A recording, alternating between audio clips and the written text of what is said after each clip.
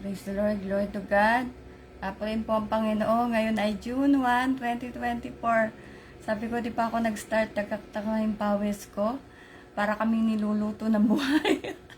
Yan po, araw pa, grabe. Yan, June 1, 2024 na po tayo ngayon. Tayo po ay manalangin. Let us pray. Heavenly Father, once again, thank you for this wonderful day. We glorify your name. We praise you, Lord. Thank you for your goodness every day. Above all, thank you for the life that we have every day. Everything is yours, Lord. Father God, please forgive us in our shortcomings every day. Forgive us for all that we have done wrong.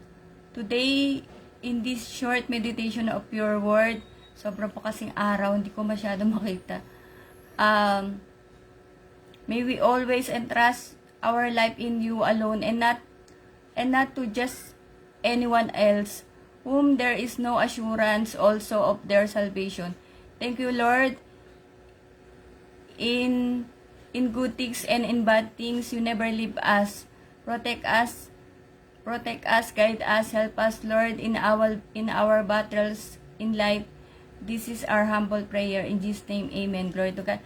2 ventilador na po yung gamit natin. Kaya sana maayos po yung ating internet. Ayan, super talaga pawis. Happy birthday. Bati po tayo ng happy birthday. At medyo late ako kasi masama po talaga katawan ko. Yan. Nahiga pa nga ako kanina. Iba na yung Facebook ko. Hindi ko alam kung akin lang or talagang ganito na po talaga. Happy birthday to Brother Jeshel Jeriel Costa. Happy birthday to Chris Gerso. Happy birthday to Sister Ubay Juby. Yan po. Happy birthday to Sister Angel Baun. Happy birthday to Sister Araceli Casador. Happy birthday, wala na dito sa listahan ko. Glory to God. Happy birthday po sa lahat ng mga nagdiriwang ng kanilang birthday po. Ngayong araw na to, June 1, 2024. Nga lang ako kasi, ayan. May God bless you. May God bless all of you. May God guide you every day. May God give you the wisdom that you need. May God provide all the things that you need also, and also your family. Glory to God. So, God bless all of you. Saan na ba? Ito, kasi minsan hindi gumagana yung aking mouse. At hindi ko pwedeng hindi gamitan ng mouse kasi nakapatong yung camera dito sa laptop ko. Baka lalong yan po. Wait lang. Maliwanag kasi, hindi ko siya masyado makita. Kahit ako ay may salamin na. Saglit po. Ito, ayan. So, naano kasi ng araw. Yan. So, thank you again everyone, to all who's sharing my videos, my reels, and who's supporting my live. Salamat po. Ang Diyos na po ang bahala magbalik po sa inyo na lahat ng mga pagpapala. Purihin po ang Panginoon. Sobrang init. Grabe talaga. Just want to share this. People who knew me very well, that when it comes to evangelism, especially baptism po, talaga makulit ako. Hindi ko maano yung kasi nakalagay doon stubborn ng English niya. I don't know in English makulit. But maybe I will say annoying. Kasi annoying, manggulo eh. Or I don't know. And yan, especially baptism, sobrang kulit ko po talaga. And now I realize bakit ako sobrang kulit. Yung pala ay dahil talagang dapat makulit, di ba? And diba, especially it is written in the Bible that you have to force or pilitin ang mga tao na magbabaptize, to receive salvation because they have to. Otherwise, they will be left in tribulation, in the rapture. No po. So, ganyan talaga ako, makulit talaga ako. And now, I realize na nga ba, why I am like that. I really praise and thank God, my son Jeron, because I always tell him, my son, I hope you practice also slowly to give your tithes and offering. And this graduation, this Ate Andrea gave him some amount of money, and by the grace of God, in this graduation, somebody gave him also to all, somebody gave also to all the honor students, and to my amaze, he not only gave his tithes, but also gave his offering, which I only told him to give his tithes. Yan po. So, sabi ko sa kanya, nagbubulong ako minsan. I whisper to him, "O kuya, my son, please don't forget your tithes. Maybe you can give your tithes." And to my surprise, that day finished the graduation, because again, I repeat to him, you receive some money, you give your tithes. And to my surprise, both the tithes and offering, he gave it to me. Mommy, like that. So, you know, I really praise God for those things na talagang yung Holy Spirit po gumagawa talaga sa anak ko. In John 14:15, English Standard Version, if you love me, you will keep my commandments. Kung iniibig niyo ako, tutuparin niyo ang aking mga tinuturo. Yan po. Pag mahal mo talaga ang Diyos, wala kang hindi kayang gawin para sa Kanya. Kahit bata ka pa. That is why I said it's much better to introduce God to our children while they are young. It is better to bring them to the church. Like how my parents taught us. Hindi ko rin naman, kumbaga binigla po yung anak ko, si Jeron, unti-unti rin. But I always remind him, kuya, do not play too much. Don't forget that you have something to do for the Lord. Don't forget that you have to, to watch your super book like that, because it's not reading the Bible. Only super book po. Yan. Nahirapan na naman tayo magsalita. Pasensya na po.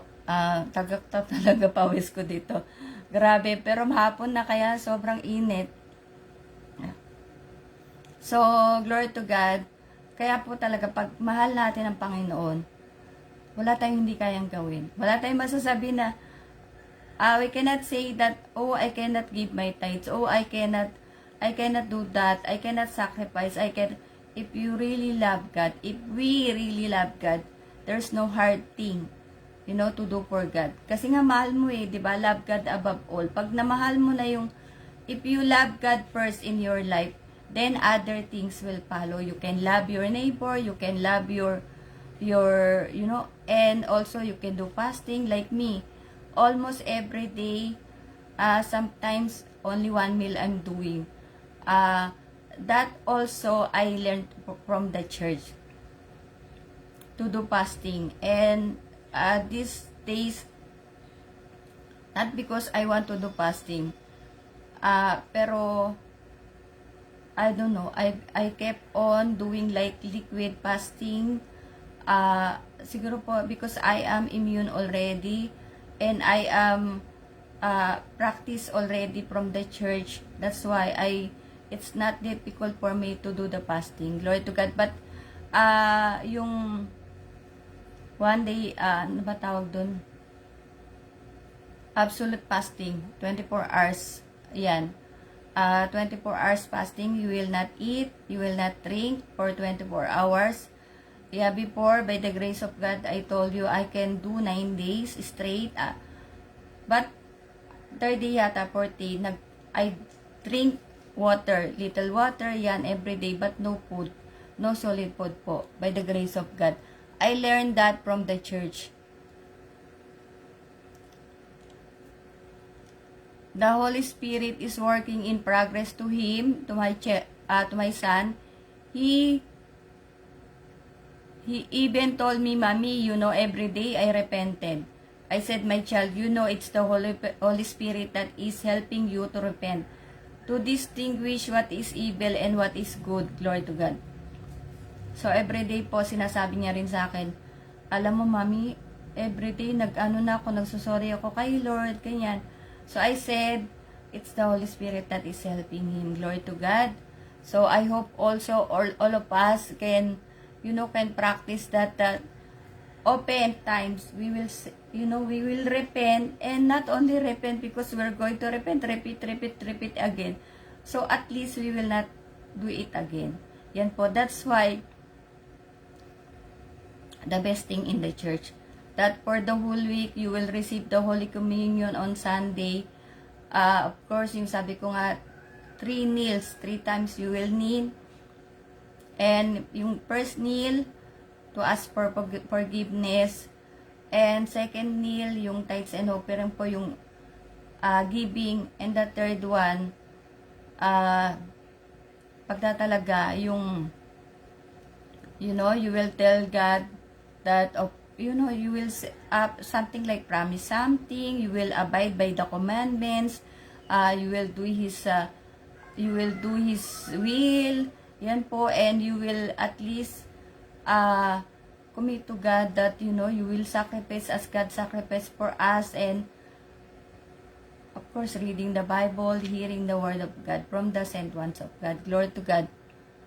And grabe init ha, pasensya na po. Ako'y talaga pawisin. Saan na ba tayo? Ito. Saglit lang. Also, yesterday, I watched the tribute to our beloved Apostle Arsenio Tanperriol. And by the grace of God, our CEM, Bishop Jonathan Perriol, said 2 souls were baptized in the wake of the Apostle. They were the ones from the funeral company who accepted Jesus Christ and received salvation. Glory to God. So, tayo po ay nanood ng tribute kahapon, and by the grace of God nga, yan, yung ating mahal na sugong apostol, Arsenio Tanperriol po. Pero meron pa nabautismo na 2. Ay, syempre, by the grace of God, maybe the one who spoke to them, who do evangelism to them, is full of Holy Spirit, yan po, and they knew the truth, that there is rapture, the second coming of Jesus Christ. Of course, they are the one who's always, doing this funeral thing, cleaning the body and everything, and then they will find out that if rapture will come and they didn't receive salvation, they will be left behind in the rapture, and tribulation, they will experience tribulation. So, at least, and I know they are sheep. That's why. So, yun po, glory to God na, di ba, ikaw yung naglilinis ng, nag-aasikaso na sa patay, tapos, pag, buti na lang, nalaman mo, mahal ka talaga ng Diyos, nalaman mo na may second coming, naligtas ka. Sino pa ba yung magte-take chance, di ba? So, gusto mo, sigurado, mahirap mag-take chance. Dahil wala nga, take chance nga, hindi ka sigurado, di ba? So, at least sila, nakatanggap, makikinig na lang sila ng salita ng Diyos, patuloy na magtatapat, unti-unti, na yung Holy Spirit will, will work in them, di ba po? So, at least they will be included in the rapture. Glory to God.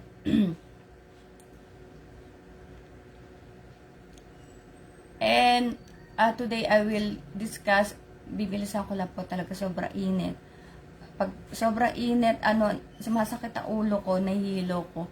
Knowing our Father in heaven. So many people does not know who is the Father.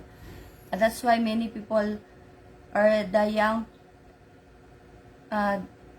young people or children. They will say, Papa Jesus, Papa Big Jesus. Di po. So, knowing our Father in heaven, kilalanin po natin sino ating Diyos Ama sa langit. In 1 John 1:3, New International Version, it says here, see what great love the Father has lavished on us, that we should be called children of God, and that is what we are. The reason the world does not know us is that it did not know Him. Unang 1:31, tingnan nyo kung gaano kalaki ang pag-ibig sa atin ng Ama. Tinatawag niya tayong mga anak ng Diyos at iyan nga ang totoo. Ito ang dahilan kung bakit hindi tayo nakikilala ng mga makasanlibutan, hindi nila kinikilala ang Diyos. John 1:12, New International Version. Yet to all who did receive Him, to those who believe in His name, He gave the right to become children of God. 1:12. Subalit ang lahat ng tumanggap at sumampalatay sa Kanya ay binigyan niya ng karapatang maging mga anak ng Diyos. Glory to God. Sumampalataya po sa Panginoong Hesus. Okay po, para hindi tayo malito. Luke 11:13. Kaya nga yung John 1:12, di ba? Pag ikaw, if you believe that Jesus Christ is our Lord and Savior, you repent, you receive baptism, God will, you have the right to be called as the son and daughters of God. Yan po ko. Ayun. John 8:44, huwag na natin bagay-tindihan. Ano po? Okay po, so, pasensya na, sa taklesa po tayo. In Luke 11:13, New International Version, if you then, though you are evil, know how to give good gifts to your children, how much more will your Father in heaven give the Holy Spirit to those who ask Him. Lucas 11:13, kayo na masasama ay marunong magbigay ng mga mabuting kaloob sa inyong mga anak. Kung ginagawa niyo ito, gano'n pa kaya ang inyong Ama na nasa langit, na Kanyang ibibigay ang banal na Espiritu sa kanila na humihingi sa Kanya. And last verse, last na po, at Ephesians 6:1-3, Amplified Bible. Yan po. Children, obey your parents in the Lord. That is, accept their guidance and discipline as His representatives. For this is right, for obedience teaches wisdom and self-discipline. Honor, esteem, value as precious your father and your mother, and be respectful to them. This is the first commandment with a promise, so that it may be well with you and that you may have a long life on the earth. Glory to God. Ephesians 6:1-3. Mga anak, sundin niyo ang inyong mga magulang alang-alang sa Panginoon, sapagkat ito ang nararapat. Igalang mo ang iyong ama at ina. Ito ang unang utos na may kalakip na pangako. Magiging maganda at mahaba ang iyong buhay sa lupa. Let us pray. Father God in heaven, thank you for your word. Continue to give us clarity so that we may walk in the truth. Help us, Lord, in understanding your word. Speak to us every day and open our hearts and minds to be an obedient children as you want us to be. This is our prayer in Jesus' name. Amen. Glory to God. Salamat po. Okay po. So, I was thinking this morning, because last night, it's very, very, very, very, very hot. Grabe po. Yan. Halos, talagang hindi ka na makatulog na, ayan, pag kumakain kami, 2 ventilator ginagamit namin. We are using 2 electric fan when we are eating during lunchtime because it's very hot, the weather. It's so terrible. So, I'm just thinking, if here on earth, like this very hot, what more in the lake of fire?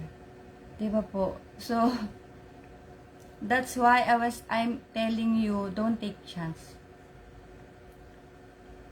Remove the pride.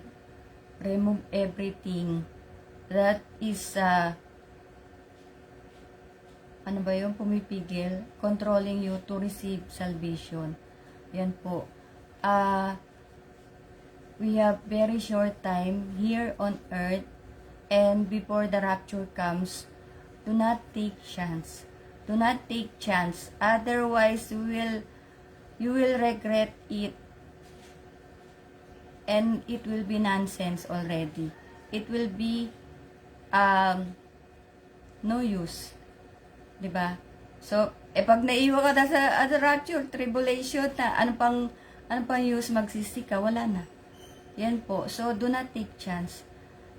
Remove our pride, everything, and receive Jesus Christ as our Lord and Savior. Receive salvation from the sent ones of God. From Jesus Christ, of course, salvation is only from Jesus Christ, diba po? Siya lang pero yung, kumbaga, sino ba yung instrument ng Panginoon? Mga nangangaral. If you receive the preaching of the gospel, that same time, you receive salvation. Yan po. We do not have a promise of tomorrow. Ako nga, diba, sabi ko yan, tagak-takang pawis. Kanina, masama katawan ko. Lord, liban kaya ako ng isang araw. Pero, alam ko, ayaw ng Diyos eh. At ayoko rin, kahit nga, hirap ka na magsalita. Yan po. Para sa maraming kaluluwa. Yan, magtiis tayo. Para sa Panginoon. Yan po. Para sa pag-ibig. Glory to God. So, again, salamat po. At, yun nga po. Patuloy tayong gabayan po ng Panginoon. Ingatan. And, salamat po ulit. See you all tomorrow. God bless us all.